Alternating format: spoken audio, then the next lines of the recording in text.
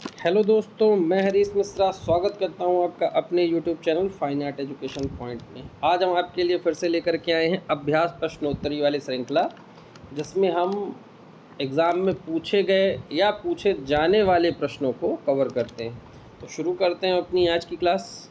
पहला क्वेश्चन है, अशोककालीन किस स्तंभ के परगहे को राष्ट्रीय चिन्ह का गौरव प्राप्त है? परगहा मतलब जो अशोक स्तंभ है, तो राष्ट्रीय स्तंभ के परगहे को राष्ट्रीय चिन्ह का गौरव प्राप्त है। तो राइट आंसर हो जाएगा सारनाथ के अशोक स्तंभ को राष्ट्रीय चिन्ह का गौरव प्राप्त है। भीमबेटका के गुफा चित्रों में सबसे अधिक कौन सा रंग प्रयोग किया गया है? तो भीमबेटका में जो चित्र बने उनमें सबसे ज़्यादा गेरू रंग का प्रयोग किया गया है, इसलिए राइट आंसर हो जाएगा लाल रंग का प्रयोग सर्वाधिक हुआ है। कांथा टेक्सटाइल का लोक रूप है, यह कहाँ से है? कांथा जो है ये पश्चिम बंगाल का लोक रूप है, राइट आंसर हो जाएगा बंगाल। बाइजेंटाइन कला किसके आश्रय में विकसित हुई? तो बाइजेंटाइन कला जो थी वो मुख्य रूप से चर्च के आश्रय में विकसित हुई थी। तो यहाँ पर राइट आंसर हो जाएगा धार्मिक स्थलों के आश्रय में यह कला विकसित हुई थी। निम्नलिखित में से कौन सा चित्रकार अकबर शैली की चित्रकारी अकबर स्कूल ऑफ पेंटिंग से संबंधित नहीं है? यानी कि ये जो चार विकल्प हैं पे कौन सा कलाकार है जो अकबर के काल का नहीं है? बसावन, केसु, अबुल हसन, दसवंत। अबुल हसन नहीं है क्योंकि अबुल हसन जहांगीर के काल का है। शिव का विष्पान चित्र किसने चित्रित किया है? तो शिव का जो विष्पान है ये नंदलाल बोस के द्वारा चित्रित किया गया है। निम्न में से कौन सी गुफा कृष्णा नदी के किनारे स्थित है? तो दिए गए विकल्प में शीतलवासन जो गुफा है ये कृष्णा नदी के किनारे स्थित है। दक्षिणी भारत का कौन सा केंद्र प्रागैतिहासिक चित्रों के लिए मशहूर है? तो दक्षिण भारत में बेलारी मुख्य केंद्र है जो प्रागैतिहासिक चित्रों के लिए मशहूर है। भारतीय चित्र षडांग में वर्ण सामंजस्य का किस नाम वर्ण सामंजस्य को किस नाम से संबोधित किया गया है? तो वर्ण सामंजस्य मतलब वर्णिका भंग। तो षडंग में वर्ण सामंजस्य यानी रंगों के संयोजन को वर्णिका भंग से संबोधित किया गया है। बाघ की गुफाएं किस पर्वत श्रेणी में स्थित हैं? तो बाघ की गुफाएं विंध्याचल पर्वत श्रृंखला में स्थित हैं, तो राइट आंसर हो जाएगा विंध्याचल पर्वत श्रेणी। तैल रंगों को जिस अंडाकार फलक पर फैलाकर मिलाया जाता है उसका सही नाम क्या है? तो जो तैल रंगों को मिलाने के लिए हम रखते हैं उसको कहते हैं पैलेट, तो राइट आंसर होगा पैलेट। भीमबेटका गुफाएं किस रेलवे स्टेशन के समीप हैं? तो भीमबेटका गुफाएं हम देखेंगे अब्दुल्लागंज से सबसे ज़्यादा नज़दीक हैं, राइट आंसर अब्दुल्लागंज हो जाएगा। राजा रवि वर्मा ने देवताओं और देवियों के चित्रों की आवश्यकताएं पूर्ण करने के लिए निम्नलिखित शैलियों में से किस शैली का चयन किया? इसमें देखें राजा रवि वर्मा ने की जो शैली थी वो रंगीन शिला मुद्रण यानी ऑलियोग्राफ प्रिंट्स थे, राइट आंसर जो है रंगीन शिला मुद्रण ऑलियोग्राफ प्रिंट। किस चित्रकार के रेखा चित्रों का संग्रह सिंगिंग टाइम नाम से छापा गया? तो के हेब्बर के रेखा चित्रों का संग्रह सिंगिंग टाइम नाम से छापा गया था। मोहम्मद फ़कीरुल्लाह खां किसके राज दरबार में मुख्य कलाकार थे? तो मोहम्मद फ़कीरुल्लाह खां देखेंगे तो ये शाहजहां के शासनकाल के प्रसिद्ध कलाकार थे। इनमें से कौन कंपनी शैली का चित्रकार नहीं है? तो बिशनदास कंपनी शैली का चित्रकार नहीं है क्योंकि बिशनदास जहांगीर के समय का सर्वश्रेष्ठ सभी चित्रकार था। 1860 में भारत के प्रथम पुरातत्व निदेशक कौन थे? तो भारत के प्रथम पुरातत्व निदेशक कनिंघम थे, तो राइट आंसर हो जाएगा अलेक्जेंडर कनिंघम। शांत संगीत उक्ति किसके लिए प्रयुक्त होती है? तो शांत संगीत जिसे हम फ्रोजन म्यूजिक कहते हैं, फ्रोजन म्यूजिक हम गोथिक शैली में देखते हैं। तो यहाँ पर गोथिक शैली में गोथिक काष्ठकार्य, तो काष्ठकार्य नहीं, स्टेन ग्लास चित्रकला। हाँ, तो स्टेन ग्लास जो चित्रकला है तो स्टेन ग्लास चित्रकला में शांत संगीत या फ्रोजन म्यूजिक प्रयुक्त किया जाता है। स्टेन ग्लास चित्रकला होना चाहिए इसका। प्रसिद्ध लघुचित्र कृष्ण झूले पर को किसने चित्रित किया? तो कृष्ण झूले पर को नूरुद्दीन के द्वारा चित्रित किया गया है। अजंता में कितनी जातक कथाएं चित्रित हैं? तो अजंता में 547 जातक कथाओं का चित्रण किया गया है। लय एक है तो लय देखेंगे सममिति, समान आकृति की पुनरावृत्ति जब होती है तो वो लय कहलाती है। तो लय क्या है? सममिति है।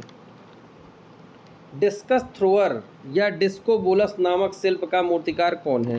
जब हम यूनानी कला पढ़ते हैं तब हम इसे पढ़ते हैं कि डिस्कस थ्रोअर या डिस्कोबोलस ये मायरान के द्वारा बनाया गया मूर्ति शिल्प है।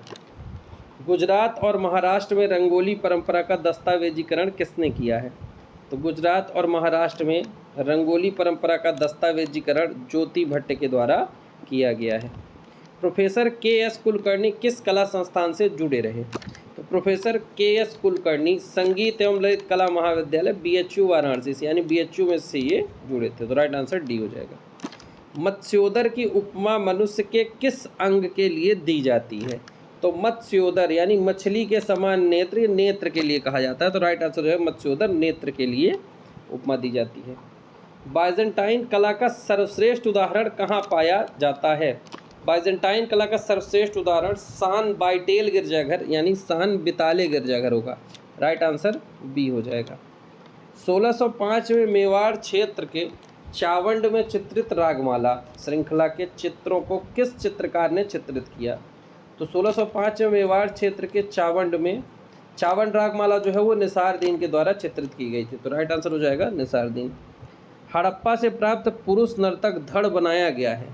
तो नर्तक धड़ काले रंग का है, काले पत्थर से। तो यहाँ पर हो जाए काला नहीं है तो सिलेटी चूना पत्थर हो जाएगा।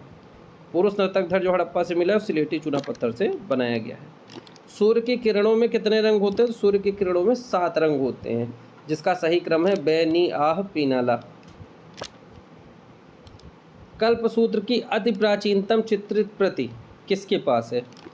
तो कल्पसूत्र की अति प्राचीनतम चित्रित प्रति दिए गए विकल्पों में से सेठ आनंद जी कल्याण जी के संग्रह में है। राइट आंसर सी हो जाएगा।